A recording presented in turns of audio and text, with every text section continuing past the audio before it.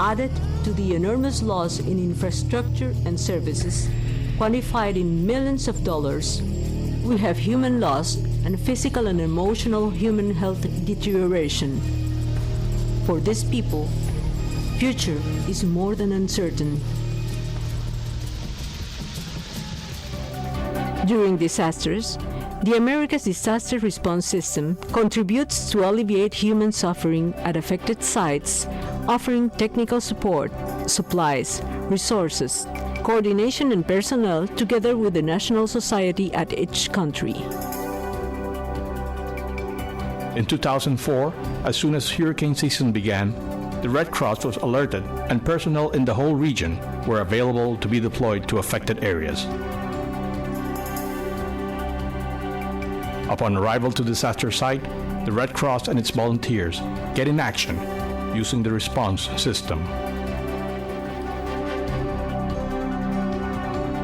The International Federation works with global disaster response tools such as Disaster Response Emergency Funds, DREF, technically trained personnel such as Field Assessment and Coordination Teams, FACT, Emergency Response Units, ERU, specialized in logistics, water and sanitation, telecommunications, and basic healthcare. Also Disaster Management Information Systems, DMIS. Likewise, it counts with regional tools such as National and Regional Intervention Teams, NIT and RIT. The Red Cross's work during hurricane season 2004 was enormous and integral. All its members, men and women, through their response system, gathered wills to bring aid to thousands of people in the Caribbean that suffered the destructive forces of nature. About 50 members of the Red Cross International Federation were deployed to the Caribbean. This number includes the regional intervention teams. They all work together with thousands of volunteers from the Caribbean Red Cross National Societies. 12 charters were sent to the Caribbean with more than 350 tons of humanitarian aid, including kitchen and hygiene supplies, plastic sheeting, tents, jerry cans, food, blankets, sheets and first aid kits, among others. For Hurricane Charlie, more than 235,000 people were evacuated and more than 13,351 zinc sheets were delivered. For Hurricane Francis, we provided shelter to more than 2,463 people. For Hurricane Ivan, 22,407 volunteers participated in the operation and 1,893,000 people were evacuated. 2,646 shelters were installed, and a team of 54 psychologists provided psychosocial support. Jean forced the evacuation of 250,000 people. 2,150 volunteers participated in relief operations.